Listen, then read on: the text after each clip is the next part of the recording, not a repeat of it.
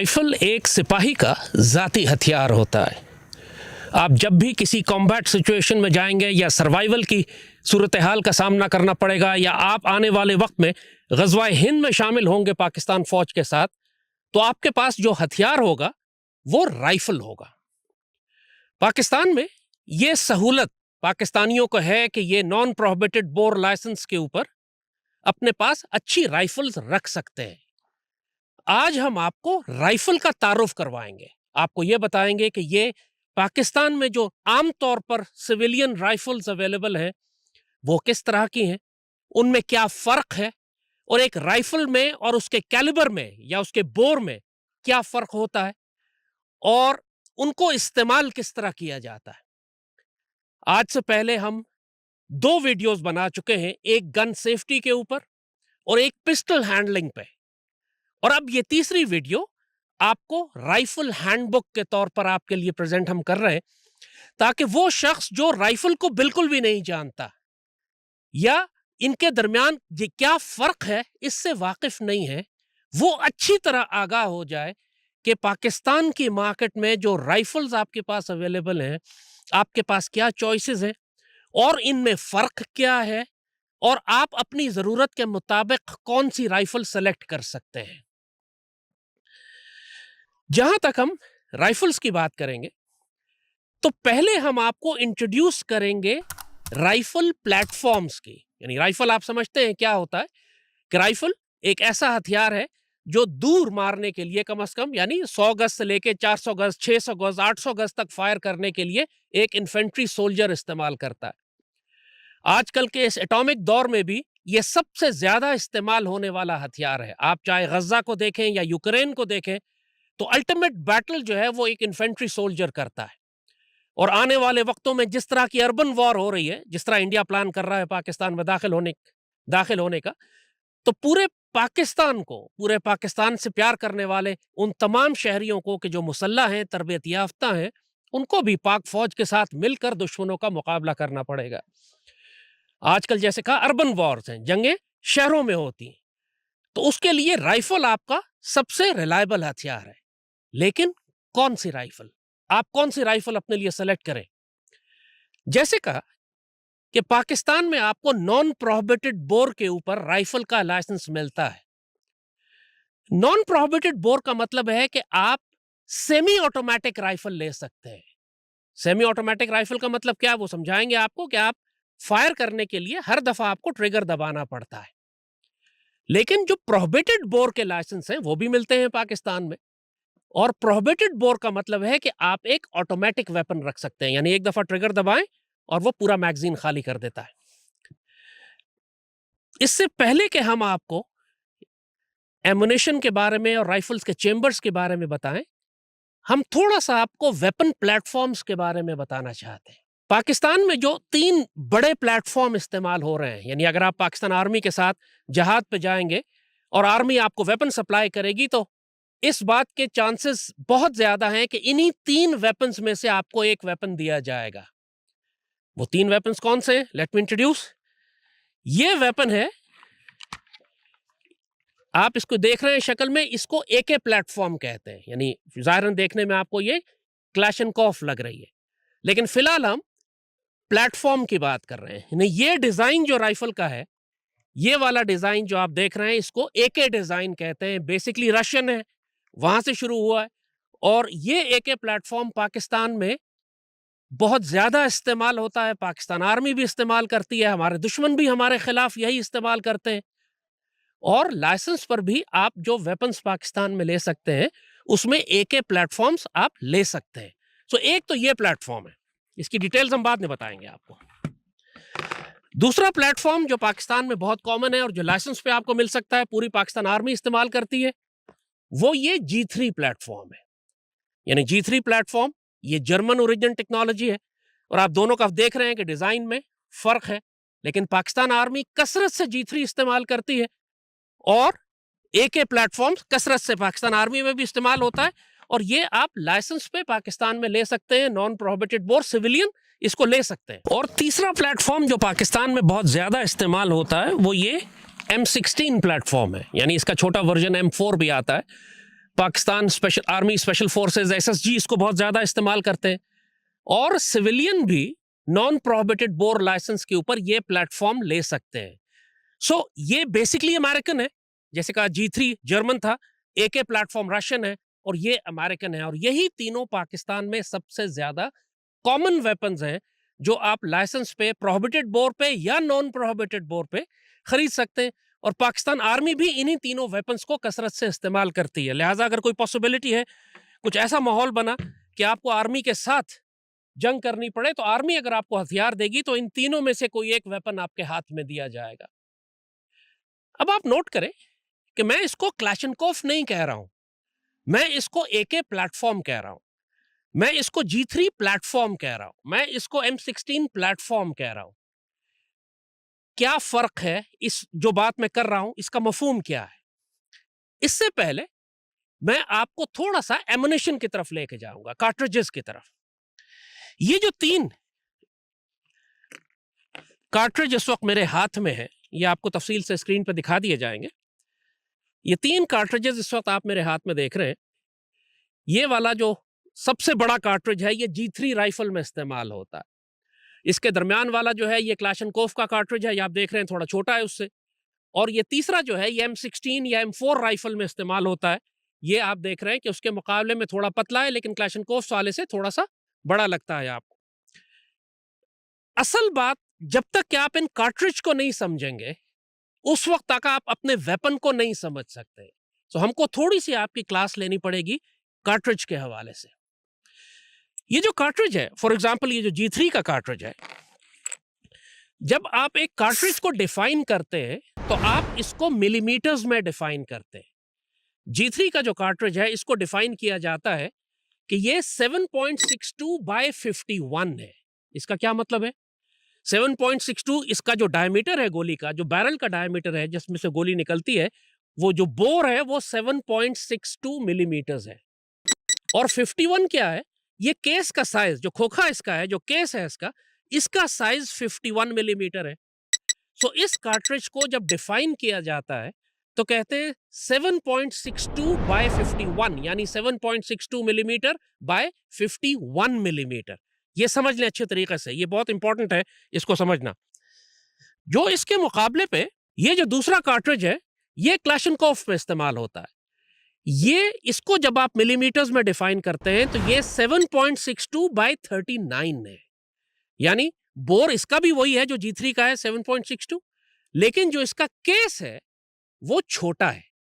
G3 का जो case है आप देख रहे हैं, अगर आप दोनों को साथ साथ कंपेयर करके देखें तो आपको राइट साइड के ऊपर ये जो G3 राइफल का कार्ट्रिज है 7.62 बाय 51 और 7.62 बाय 39, दोनों 7.62 है इनका बोर, लेकिन इनका केस साइज डिफरेंट है। लिहाजा ये जो इस राइफल के लिए, यानी इस क्लैशनकोफ के लिए जो राइफल डिजाइन हुई है, ऑब्वियसली उसके अंदर ये G3 का राउंड नहीं जाएगा। और जो G3 की कार्ट्रिज डिजाइन हुआ राइफल है जिसमें G3 का कार्ट्रिज जाता है, उसमें आप क्लैशनकोफ का कार्ट्रिज इस्तेमाल नहीं कर सकते। यानी वही बात कि जो गाड़ी डीजल के लिए बनी है उसमें आप सिर्फ डीजल डाल सकते हैं, जो पेट्रोल के लिए बनी है उसमें सिर्फ आप पेट्रोल डालेंगे। अगर फ्यूल मिक्स कर देंगे तो गाड़ी आपकी, वेपन आपका खराब हो जाएगा। इसी तरह ये जो तीसरी गोली है, ये वाली गोली जो कि M16 की ओरिजिनल गोली है, इसको डिफाइन करते हैं 5.56 बाय 45 मिलीमीटर्स। यानी आप ये देखिए कि ये 7.62 है, ये 5.56 है। आप देखिए ये पतली है इसके मुकाबले में, क्योंकि ये 7.62 है, ये 5.56 है। आप देख रहे हैं कि ये इसके मुकाबले में पतली है, लेकिन इसका जो केस है वो लंबा है, 45 मिलीमीटर है, इसका केस 39 मिलीमीटर है। लिहाजा आप देख रहे हैं कि इसका केस लंबा है। लिहाजा ये फर्क गोलियों में समझना क्यों जरूरी है, अब पहले आप ये अच्छी तरीके से समझ लीजिए कि ये 3 राउंड जो आपके पास हैं, जो पाकिस्तान में एक्चुअली सारे वेपन जो इस्तेमाल होते हैं वो यही 3 राउंड इस्तेमाल करते हैं। या 7.62 बाय 51 यूज करेंगे जो कि ओरिजिनली G3 का राउंड है, या 5.56 बाय 45 यूज करेंगे जो M16 का राउंड है, या 7.62 बाय 39 यूज करेंगे जो ओरिजिनल क्लैशनकोफ का राउंड है। पाकिस्तान में 99% वेपन्स जो इस्तेमाल हो रहे हैं, जो लाइसेंस पे आप ले सकते हैं, जो पाकिस्तान आर्मी इस्तेमाल कर रही है, जो राइफलें इस्तेमाल हो रही हैं, वो यही 3 राउंड इस्तेमाल करते हैं। लिहाजा राउंड्स आपको क्लियर हो गए। अच्छा, ये जो मैंने आपको बताया ये मिलीमीटर्स में बताया है, लेकिन इन्हीं राउंड्स का जो इक्विवेलेंट जब आप इंचेस में बात करते हैं, मिसाल के तौर पर जब ये G3 का राउंड है, यानी ये राउंड जो 7.62/51 G3 का राउंड है, इसको जब आप इंचेस में डिफाइन करेंगे तो आप कहेंगे ये 0.308 का राउंड है। यानी ये पाकिस्तान ऑर्डिनेंस फैक्ट्रीज का ये डब्बा पीओएफ का बना हुआ है। इस डब्बे पे अगर आप देखें बहुत गौर से तो इन्होंने लिखा हुआ है कि 0.308, लेकिन राउंड उसमें वही है जो G3 में इस्तेमाल होता है। जब आप इंचेस में बात करेंगे तो आप पॉइंट करके बात करेंगे 0.308। जब आप मिलीमीटर्स में बात करेंगे तो आप कहेंगे 7.62/51। ये कन्वर्जन है इन दोनों, इस एक ही राउंड की मिलीमीटर्स और इंचेस में। इसी तरह जब आप M16 के राउंड की बात करते हैं 5.56/45, इसका जब इंचेस में कन्वर्जन आप करते हैं तो ये 223 बन जाता है, 0.223 ऑफ एन इंच। ये इसका बोर बनता है। देखिए ये अगेन पीओएफ का बना हुआ राउंड है और इन्होंने इस पर लिखा हुआ है कि 5.56/45 मिलीमीटर / 223। इन्होंने दोनों लिखे हुए हैं, मिलीमीटर्स भी लिखे हुए हैं, इंचेस भी लिखे हुए हैं। तो अक्सर आप लोगों को ये कहते सुनेंगे कि मेरे पास 223 की राइफल है, कोई और कहेगा मेरे पास 5.56 की राइफल है। दोनों एक ही चीज है, एक मिलीमीटर्स में बात कर रहा है, एक इंचेस में बात कर रहा है। एक साहब कहेंगे मेरे पास 7.62/51 की राइफल है, दूसरा कहेगा मेरे पास 308 की राइफल है। वो एक ही बात कर रहे हैं, एक इंचेस में कर रहा है, एक मिलीमीटर्स में कर रहा है। मगर ये जो क्लैशनकोफ वाला राउंड है, इसके इंचेस में नहीं आया कार्ट्रिज, इसको मिलीमीटर्स में ही डिफाइन करते हैं। यानी ये 7.62/39 ही डिफाइन किया जाता है, इसका इक्विवेलेंट इंचेस में नहीं डिफाइन किया जाता। मार्केट में कोई राउंड इस इंचेस के हिसाब से इसका राउंड नहीं मिलता। लेकिन जैसे कहा कि ये G3 का राउंड जो है, इसको सिविलियन राउंड को 308 का राउंड कहते हैं, मिलिट्री राउंड को 7.62/51 कहते हैं, दोनों एक ही चीज है। इसी तरह ये जो M16 का राउंड है, इसको सिविलियन राउंड को 223 कहते हैं, मिलिट्री राउंड को 5.56/45 कहते हैं, दोनों एक ही चीज है। Got it? यहां तक आप समझ गए? अब हम आपको बताते हैं कि हम क्यों इन वेपन्स को प्लेटफॉर्म्स कह रहे हैं। ये जो आप देख रहे हैं, ये बेसिकली क्लैशनकोफ डिजाइन है, यानी ये बेसिक डिजाइन पूरी दुनिया पहचानती है कि ये क्लैशनकोफ है। लेकिन जब ओरिजिनल क्लैशनकोफ थी, ओरिजिनल क्लैशनकोफ का जो कैलिबर था, दैट इज वही जो क्लैशनकोफ का हमने आपको बताया 7.62/39, that is the original Kalashnikov bullet. लेकिन बाद में इन्होंने क्या किया कि इसी क्लैशनकोफ के डिजाइन पर और राइफलें बनानी शुरू कर दी जो कि वो कार्ट्रिज लेती थी जो या G3 लेता है या M16 लेती है। बात समझे ना आप? यानी क्लैशनकोफ का प्लेटफॉर्म है, लेकिन इन्होंने इसका चेंबर बदल दिया, इसके चेंबर साइज जो था वो चेंज कर दिया, और क्लैशनकोफ की गोली, जिस राइफल में क्लैशनकोफ की गोली आती थी जो ओरिजिनल क्लैशनकोफ है, इसकी जगह इसका चेंबर बड़ा कर दिया, तो ये G3 की गोली भी लेने लगी। तो ये पाकिस्तान में आपको क्लैशनकोफ मिलती है जो G3 की गोली लेती है, यानी इसको, और उसका नाम मार्केट में एक आम राइफल है सैगा 308 जिसे कहते हैं, बेसिकली क्लैशनकोफ है। क्लैशनकोफ प्लेटफॉर्म में इन्होंने मुख्तलिफ कैलिबर्स की, मुख्तलिफ चेंबर्स की इन्होंने राइफलें निकालनी शुरू कर दी। तो ओरिजिनल क्लैशनकोफ भी इसी डिजाइन की है। फिर इसमें 5.56 की राइफल भी आती है, जिस तरह मुलोट वेपर है या सैगा 223 है, वो भी आती है। फिर इसमें G3 का जो राउंड लेती है सैगा 308, वो भी इसी डिजाइन में आती है।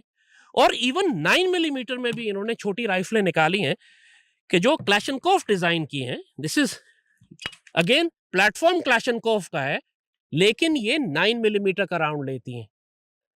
इसका फायदा क्या है? क्लैशनकोफ वालों ने ऐसे क्यों किया?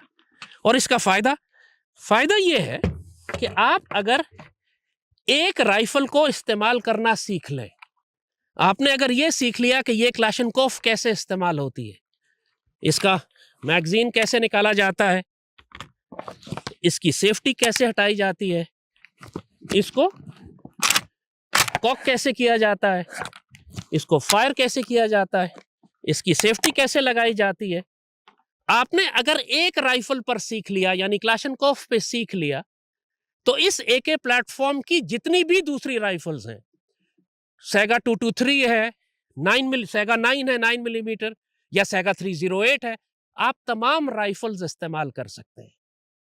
तो आपके पास अगर कोई शख्स ये राइफल लेकर आता है, आपको ये देता है कि ये देखिए मेरी राइफल है, तो आपने पहला काम ये देखना है कि वो कौन सा प्लेटफॉर्म है, एके प्लेटफॉर्म है, G3 प्लेटफॉर्म है, या वो M16 प्लेटफॉर्म है। पहले आप ये फैसला करेंगे। उसको देखने के बाद फिर आप दूसरा सवाल ये करेंगे और चेक करेंगे कि ये राउंड कौन सा लेता है, क्योंकि सारे प्लेटफॉर्म सारे राउंड लेते हैं, उनको इस तरीके से मार्केट किया जा रहा है आजकल। तो ये देखने में क्लैशनकोफ लग रही है, लेकिन ये भी पॉसिबिलिटी है कि ये 223 का राउंड ले, ये भी पॉसिबिलिटी है कि ये G3 का राउंड ले, यानी ये 5.56 भी ले सकती है और 308 का राउंड भी ले सकती है। और जिस राउंड के लिए वो राइफल बनी है, आप सिर्फ वही राउंड उस राइफल में इस्तेमाल कर सकते हैं।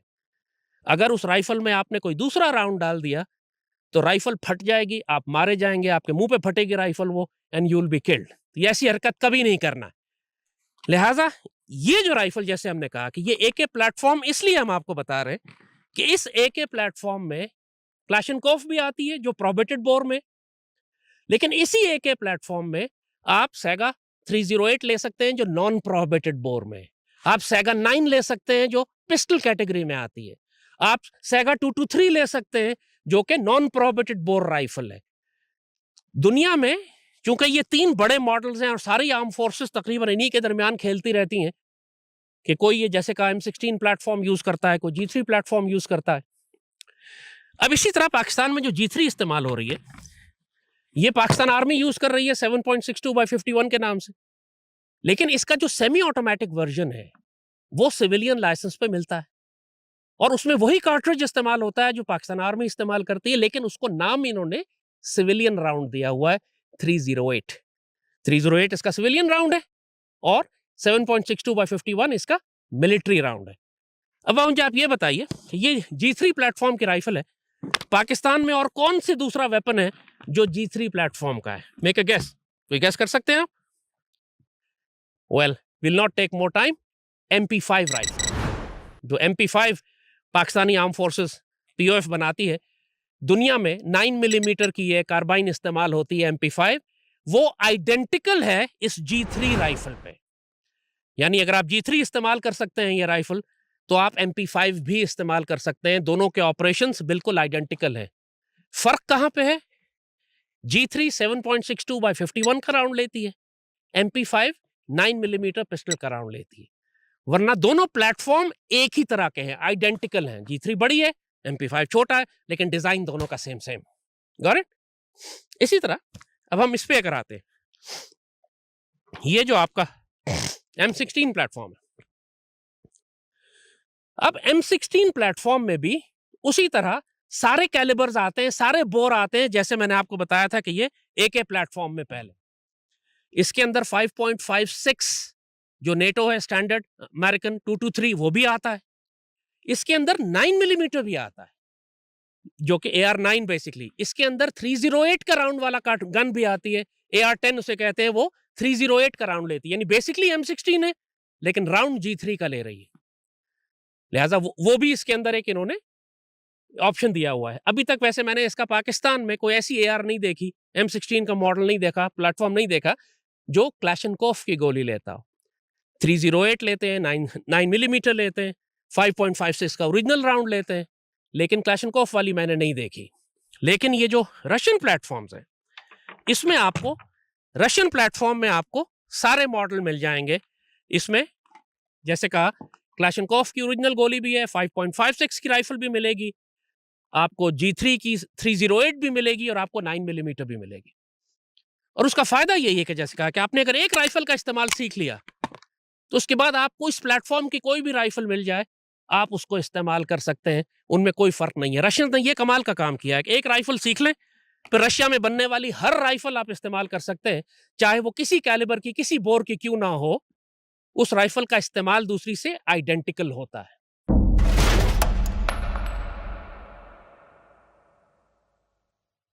अब हम आते हैं इस जानिब के राइफल को इस्तेमाल कैसे करते हैं।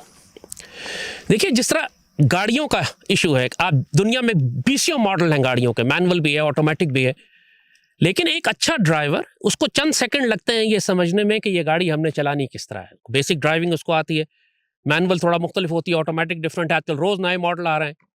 इसी तरह राइफल्स भी हैं। दुनिया की कोई दो राइफल प्लेटफॉर्म आइडेंटिकल नहीं है, सिमिलर नहीं है। आपको जिस प्लेटफॉर्म पे सीखना है, आपको उस प्लेटफॉर्म को थोड़ा सा समझना पड़ता है उसको इस्तेमाल करने के लिए। अब हम आपको ये तीनों बड़े बड़े प्लेटफॉर्म्स जो हैं, जैसे कहा AK प्लेटफॉर्म, G3 प्लेटफॉर्म और AR प्लेटफॉर्म या M16 प्लेटफॉर्म, इसके बारे में, इनका इस्तेमाल कैसे करते हैं, थोड़ा सा हम ब्रीफ उसको आपको कर देंगे।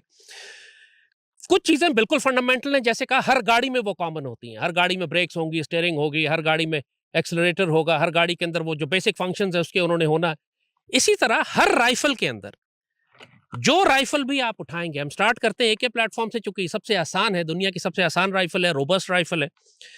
हर राइफल के अंदर आपको बेसिक फंडामेंटल एलिमेंट्स जो मिलेंगे वो ये हैं कि आपको एक राइफल मिलेगी, उस राइफल के अंदर एक मैगजीन होगा जिसमें इसकी गोलियां होती हैं, ये गोलियां आप उसमें लोड करते हैं, ये आप उस राइफल के अंदर डालते हैं।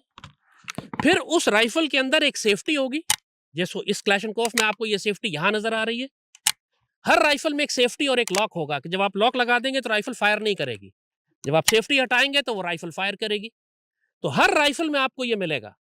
तो आपको ये फंक्शन बेशक डिफरेंट जगह पे होंगे, G3 में डिफरेंट जगह पे है, AR प्लेटफॉर्म में डिफरेंट जगह पे, क्लैशनकोफ में मुख्तलिफ जगह पे है, लेकिन फंक्शन सबका एक है। आपको एक मैगजीन मिलेगा जिसमें आप गोलियां लोड करके उसमें डालते हैं, आपको सेफ्टी मिलेगी, और आपको एक कॉकिंग हैंडल मिलेगा, एक ऐसा हैंडल जो गन को कॉक करने का काम आता है। नहीं, जब आप इसको कॉक करते हैं पीछे करके और छोड़ते हैं, तो आप बेसिकली ये कर रहे होते हैं कि मैगजीन से एक गोली निकलकर चेंबर में चली जाती है। चेंबर उस जगह को कहते हैं राइफल की बैरल के अंदर, ये बैरल है, इस बैरल में चेंबर उस जगह को कहते हैं जहां पर ये पूरी गोली दाखिल हो जाती है। पूरी गोली जिस जगह दाखिल होती है उसको चेंबर कहते हैं। और हर चेंबर, हर राइफल का चेंबर जैसे बताया उस गोली के मुताबिक बना होता है। ये वाली राइफल ओरिजिनल AK-47 है, क्लैशनकोफ है, तो इसके अंदर गोली भी वही जाएगी जो क्लैशनकोफ की गोली है। इसमें मैं G3 की गोली नहीं डाल सकता, इसमें मैं M16 की गोली नहीं डाल सकता, इसमें क्लैशनकोफ की गोली जाएगी। और वो गोली इस मैगजीन के अंदर लोड हुई हुई है। आप मैगजीन को लोड करते हैं, इसके अंदर डालते हैं, मैगजीन को आपने लिया और इसके अंदर डाल दिया। इसके बाद स्टेप ये होता है कि आप राइफल को, सेफ्टी हटाने के बाद आप राइफल को कॉक करते हैं। कॉक करने का मतलब है कि आपने जब ये कॉकिंग हैंडल पीछे किया और इसको वापस छोड़ेंगे तो ये गोली अपने साथ ले जाकर चेंबर में दाखिल कर देगा। अब ये राइफल लोड हो चुकी है, अब मैं फायर कर सकता हूं। इसके बाद मैं इसको उठाऊंगा, एम करूंगा और फायर करूंगा। Gun is ready to fire. अब मैंने फायर नहीं करना, मैं ये सेफ्टी लगा दूंगा, गन फायर नहीं करेगी। लेकिन किसी सूरत में भी, चाहे गन लोडेड हो या अनलोडेड हो, आपने किसी की तरफ नहीं करनी। ये गन सेफ्टी की पूरी वीडियो हम पहले इस पे बना चुके हैं, वो आप उसको दोबारा बहुत गौर से देखेंगे। हम उसको रिपीट नहीं करेंगे अभी, लेकिन वो वीडियो आपने दोबारा जरूर देखनी है कि गन सेफ्टी कैसे मैनेज की जाती है और हादसे कैसे होते हैं किन बेवकूफियों की वजह से। So basically this is the function of every rifle. इसके अंदर हमने मैगजीन लगाया, सेफ्टी हटाई, एक राउंड चेंबर किया and gun is ready to fire. अब हम इसको फायर कर सकते हैं। फायर नहीं करना, सेफ्टी लगा दी। और अगर हमने फायर नहीं करना, जो गोली चेंबर में है उसको निकालनी है, पहले हमने मैगजीन निकाल कर बाहर रखा, अब एक गोली आपको याद है चेंबर के अंदर मौजूद है, उसको मैंने बाहर निकालना है। मैं क्या करूंगा, या मैं फायर करूंगा या मैं सिर्फ एक दफा कॉकिंग हैंडल को दोबारा पीछे करूंगा और वो गोली निकलकर बाहर चली गई। अब ये गन खाली हो गई, मैंने एक दफा रिकन्फर्म कर लिया कि हाँ गोली अंदर चेंबर खाली है। अब मैं इसको सेफ डायरेक्शन में फायर करके सेफ्टी कैच लगा दूंगा और ये मेरी राइफल का फंक्शन मुकम्मल हो गया। आपने देखा AK प्लेटफॉर्म। अब ये जो राइफल मैंने AK की इस्तेमाल की है, अब अगर मेरे पास सैगा 308 है या मोलोट वेपर 223 है या मेरे पास ये सैगा 9 है, मेरे पास सैगा 9 है, इन सब का यही फंक्शन है। आइडेंटिकल, ये एक ही प्लेटफॉर्म है, एक ही तरह काम करता है। ये इसके अंदर सेफ्टी लगी हुई है इसकी, ये इसका कॉकिंग हैंडल है, ये इसका मैगजीन है। मैं सेफ्टी हटाऊंगा, गन को कॉक करूंगा, गन को मैंने कॉक किया, अब मैं इसको फायर कर सकता हूं। डायरेक्शन मैंने की, मैंने फायर किया, फायर नहीं करना, सेफ्टी लगा दी। और अगर मैंने कार्ट्रिज निकालना है इसका, तो वही तरीका कि पहले मैं इसका मैगजीन निकालूंगा और मैगजीन निकालकर बिल्कुल उसी तरह इस राउंड को भी मैं बाहर निकाल दूंगा, सेफ डायरेक्शन में फायर करूंगा, गन को सेफ करूंगा and my weapon is safe. बात समझे आप? ये हमने आपको एके प्लेटफॉर्म की डेमोन्स्ट्रेशन दे दी। तमाम एकेस जो हैं वो एक ही तरह इस्तेमाल होती हैं और इसीलिए दुनिया में सबसे आसान वेपन यही एके प्लेटफॉर्म है। आप क्लैशनकोफ पाकिस्तान में प्रोबेटेड बोर पे ले सकते हैं, लेकिन एके प्लेटफॉर्म में 223 और 308 राइफल्स या सेगा 9mm राइफल आप नॉन प्रोबेटेड बोर लाइसेंस पर ले सकते हैं। और ये सेमी ऑटोमेटिक्स हैं, they are not automatic weapons. ये आपको लाइसेंस पे जो भी मिलेगी वो सेमी ऑटोमेटिक मिलेगी, unless you have a prohibited bore licence. अब आए G3 की तरफ। ये पाकिस्तान आर्मी की स्टैंडर्ड G3 राइफल है, एग्जैक्टली जिस तरह आपने एके प्लेटफॉर्म पे देखा था। इसके अंदर भी एक मैगजीन है, इसके अंदर आप गोलियां लोड करते हैं वही 7.62x51 की। इसके अंदर भी एक सेफ्टी है, इसकी सेफ्टी यहां पर है। क्लैशनकोफ की सेफ्टी आपने देखा था राइट साइड पे थी, इसकी सेफ्टी ये रही। यहां पे इसका सेफ्टी स्विच है, सेफ्टी लीवर यहां पे आपने फायर करना है, इसको रेड पे ले आइए, ऊपर किया, सेफ हो गया, फायर नहीं करेगा। इसका कॉकिंग हैंडल कहां है? क्लैशनकोफ में आपने देखा था कॉकिंग हैंडल राइट पे था, इसका कॉकिंग हैंडल ये ऊपर है। आपने कॉक किया गन को, आपने सेफ्टी हटाई और आपने एक राउंड फायर कर दिया। That's how it fire, that's it. वो सारी चीजें इसमें भी वही देख लिया आपने। कॉकिंग हैंडल यहां पे है, सेफ्टी यहां पर है, मैगजीन यहां डालता है और मैगजीन डालने का तरीका मुख्तलिफ है क्लैशनकोफ के मुकाबले में।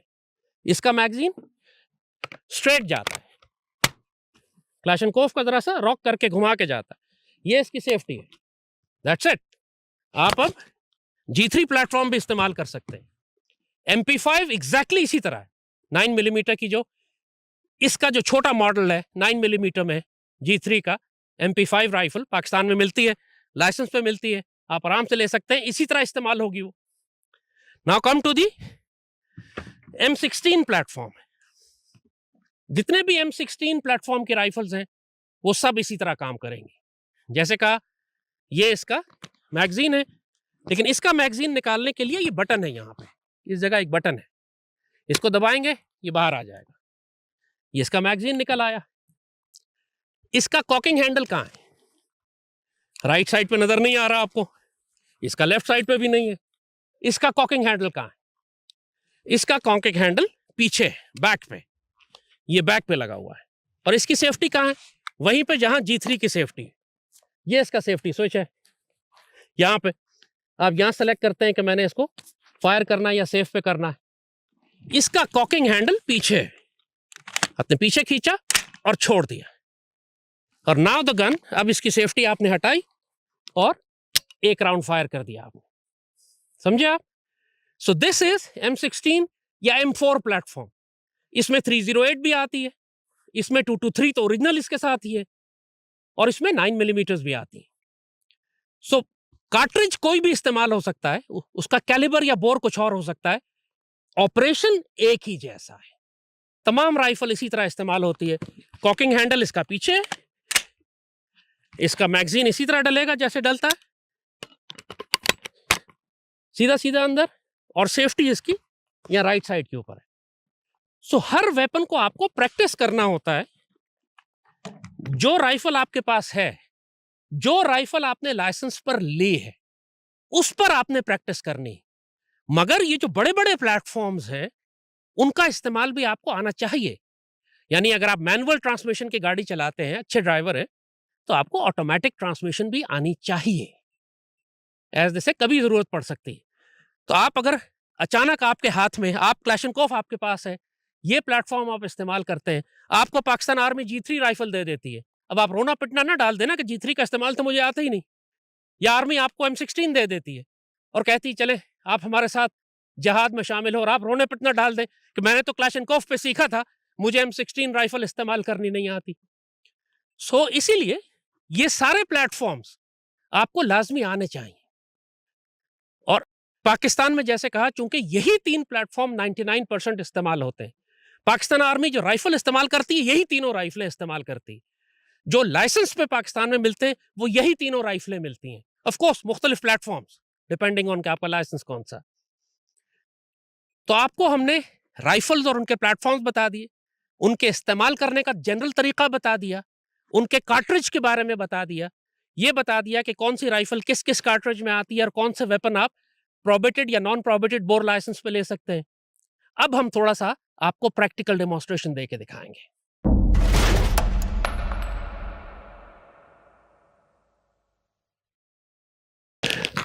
राइफल के इस्तेमाल के बारे में हमने आपको बताया कि तमाम वेपन्स चाहे किसी प्लेटफॉर्म के हों, उनको इस्तेमाल करने का तरीका एक ही है कि पहले आप राइफल में मैगजीन लगाते हैं, आपने मैगजीन इसमें लोड किया, फिर आपने सेफ्टी हटाई, फिर आपने इसको वेपन को कॉक किया, अब आप फायर करने के काबिल हैं।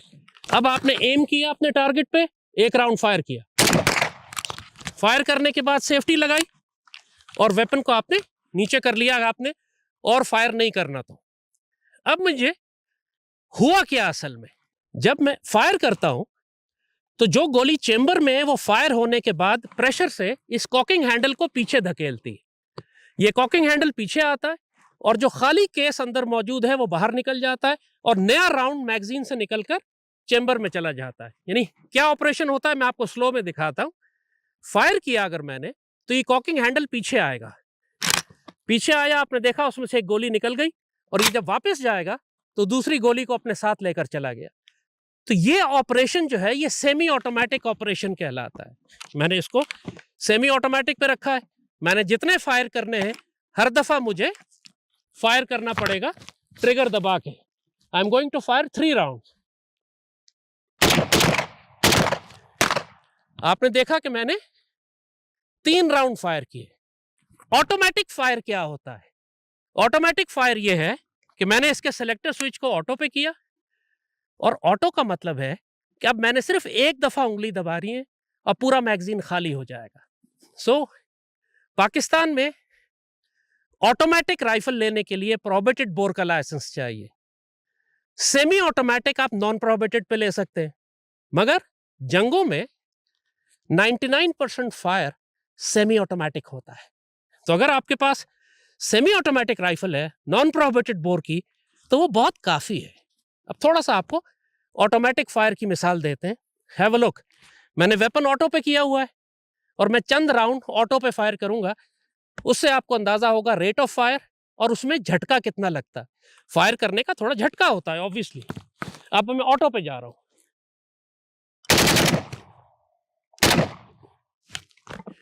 ये आपने देखा कि ऑटो पे जो फायर किया इसमें एक साथ ट्रिगर दबाया, 6-7 राउंड निकल गए। अगर मैं ट्रिगर दबा के रखूंगा तो पूरा मैगजीन खाली हो जाएगा। So this is the difference between auto and semi auto. अब मैंने फायर कर लिया, मैंने सेफ्टी कैच लगा दिया, मैंने मैगजीन निकाल दिया, मैं मजीद फायर नहीं करना चाहता, but there is 1 bullet inside, मैंने उसको बाहर निकालना है। उसको निकालने के लिए सेफ्टी हटाई, उसको बाहर निकाला, गन खाली की, फायर किया, सेफ्टी लगाई, now my gun is safe.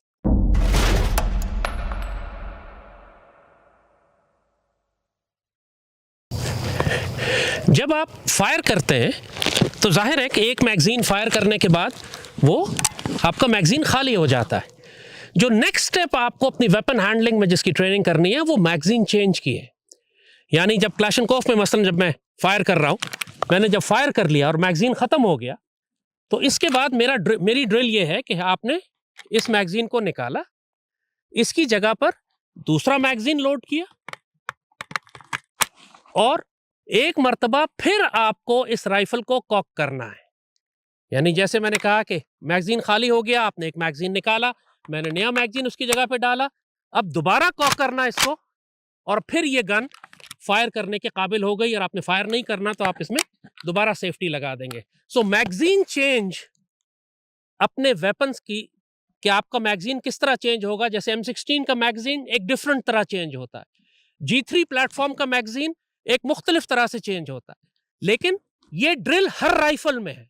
आपने एक मैगजीन फायर कर लिया, आपने उसको निकालना है, दूसरा मैगजीन डालना है, गन को दोबारा कॉक करना है और दोबारा आपने बैटल में जाके दुश्मन को इंगेज करना है।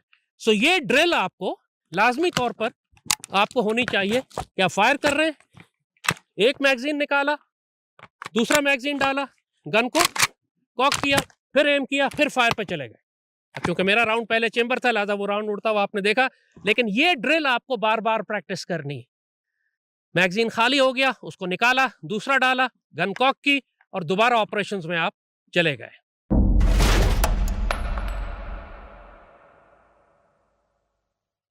अब आपको हम एक डेमोन्स्ट्रेशन देते हैं ताकि आपको यह मालूम हो कि जब आप राइफल फायर करते हैं तो होता क्या है राइफल के अंदर। मैं इसको मैनुअली करके दिखाऊंगा आपको। देखिए, मिसाल के तौर पर मेरी राइफल में एक मैगजीन, एक राउंड अभी चेम्बर्ड है। जब मैं फायर करता हूं, जैसे आपको मैंने कहा था कि फायर करने के बाद जब धमाका होता है उससे ये कॉकिंग हैंडल पीछे की जानिब आता है। ये पीछे आता है तो जो चेम्बर में राउंड होता है वो बाहर आ जाता है और नया राउंड उसकी जगह पर मैगजीन में चला जाता है। अब वो मैं इसको मैनुअल करके दिखाता हूं। ये आपने देखा, एक निकला, दूसरा उसकी जगह चला गया, ये निकला, दूसरा उसकी जगह चला गया, दूसरा उसकी जगह चला गया। यही काम जब मैं फायर करूंगा तो रिपीट हो रहा होगा। कॉकिंग हैंडल पीछे आएगा, इसको आप स्लो मोशन में देख सकते हैं। ये कॉकिंग हैंडल पीछे आएगा, पुराना कार्ट्रिज निकल जाएगा, नया राउंड अंदर आ जाएगा और ये गन फायर करती रहेगी। यही ऑपरेशन होता है सेमी ऑटोमेटिक का। और ऑटोमेटिक हमने आपको दिखा दिया था कि उसमें आपको एक दफा ट्रिगर दबाना है और पूरा मैगजीन खाली होना शुरू हो जाएगा। लेकिन ऑपरेशन वही है, कॉकिंग हैंडल पीछे आएगा, पुराना कार्ट्रिज निकलेगा, नया उसकी जगह लोड हो जाएगा। ये सेमी ऑटोमेटिक लोडिंग जो है, सेमी ऑटोमेटिक फायरिंग और ऑटोमेटिक फायरिंग, लेकिन लोडिंग प्रोसीजर एक ही है। यही सब कुछ M16 में है, यही G3 में है। जैसे कहा कि बेशक उसका मैकेनिज्म डिफरेंट है, प्लेटफॉर्म डिफरेंट है, लेकिन ऑपरेशन तमाम राइफलों का एक ही जैसा है।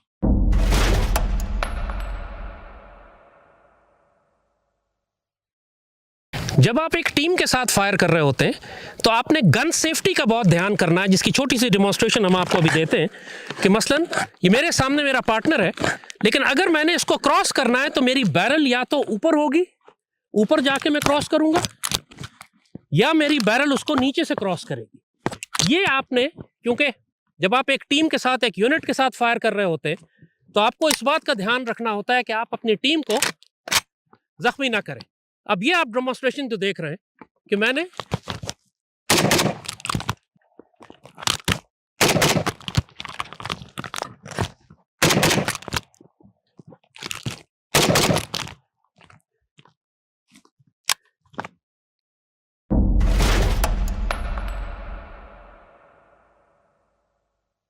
अब हम छोटी सी डेमोन्स्ट्रेशन आपको देंगे कि मैं वेपन फायर कर रहा हूं और उसका मैगजीन खाली हो जाता है और मुझे इसी मूवमेंट में, इसी दौरान अपना मैगजीन चेंज करके दोबारा दुश्मन को इंगेज करना है। Tactical reload. मेरा मैगजीन तकरीबन खाली है, एक गोली मेरे चेंबर में है और मैं उसको फायर करने के बाद मैगजीन चेंज करूंगा आपके लिए। ये मेरा मैगजीन खाली हो गया, अब मैंने टैक्टिकल रीलोड करना है। मैंने नया मैगजीन निकाला, पुराने मैगजीन को मैं रिमूव करूंगा, दोबारा गन को कॉक किया और दोबारा एम लेके दोबारा फायर किया। You got the point? यानी आपने एक मैगजीन ड्रॉप किया, दूसरा लोड किया और दोबारा से आप अपने ऑपरेशन में वापस आ गए। इसकी ट्रेनिंग 1000 दफा आपको करनी है। टैक्टिकल रीलोड, मैगजीन खाली होने के बाद नया मैगजीन लगा के गन को दोबारा कॉक करके दोबारा फायर शुरू करना।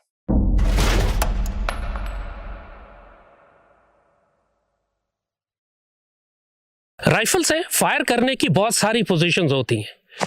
आप खड़े होकर फायर करते हैं, आप घुटने के बल जाके फायर कर सकते हैं, आपको लेट कर फायर करना पड़ता है, आपको टैक्टिकल फायर करना पड़ता है जिसमें आप भाग रहे होते हैं और फायर करते हैं। तो ये सारी प्रैक्टिस भी आपको अपने वेपन के साथ करनी है। मुख्तलिफ फायरिंग पोजीशंस, जैसे कहा बैठ के, लेट के, वो सारी चीज आप किसी इंस्ट्रक्टर के साथ उन पोजीशंस को अच्छी तरह समझकर उनकी ट्रेनिंग प्रैक्टिस कर सकते हो।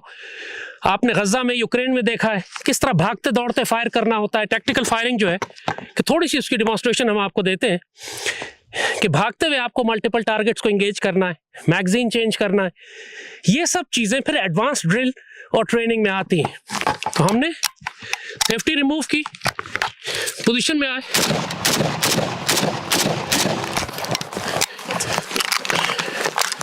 मैगजीन चेंज किया, दूसरा डाला,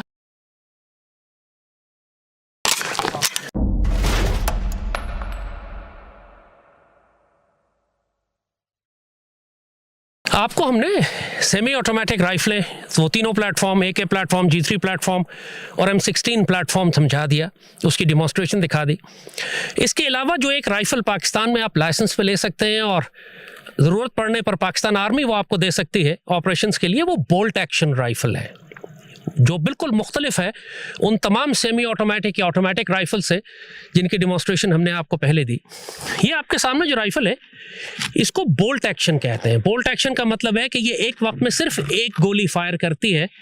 आप इसका ये बोल्ट उठाते हैं, इसको खोलते हैं, इसके अंदर एक गोली दाखिल करते हैं, इसको बंद करते हैं और फिर ये राइफ़ल फायर करती है।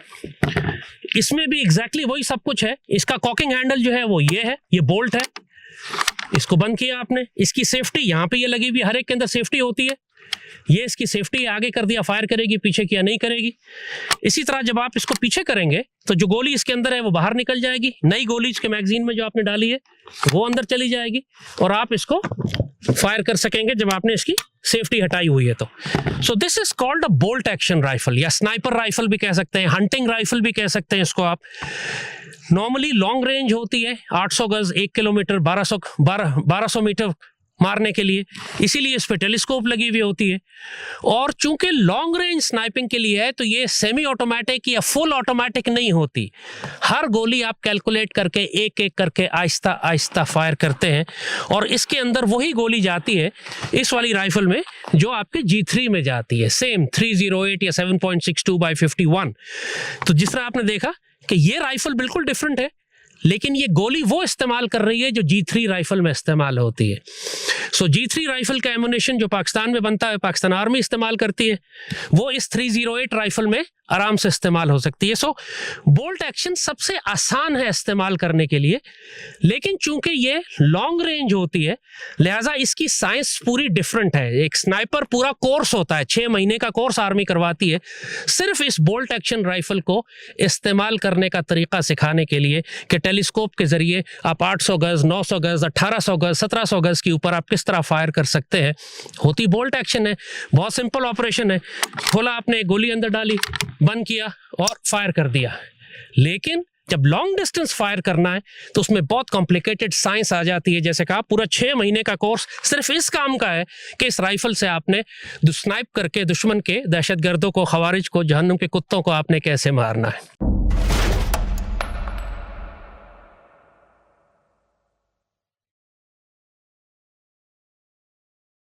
आज ये हमारा राइफल का कोर्स पूरा हो गया।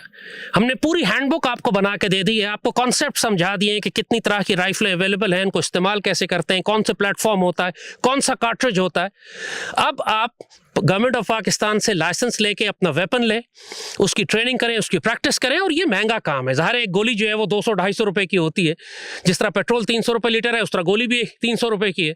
आप गाड़ी चलाते हैं, महंगी होती है, लेकिन आपको ज़रूरी है, सफ़र करना है।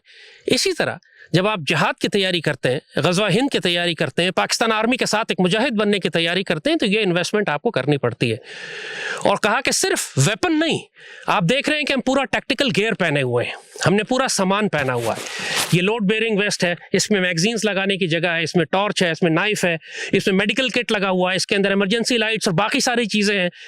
हर सिपाही के पास ये सारा टैक्टिकल सामान होना ज़रूरी है। जब अल्लाह उसके रसूल सल्लल्लाहु अलैहि वसल्लम ने आपको हुक्म दिया है कि वाद्द लहुम मन इस्तताअतुम मिनल क़ुव्वा, जितनी तुम्हारी सलाहियत है, जो तुम्हारी कैपेसिटी है, जहाद का सामान जमा करो।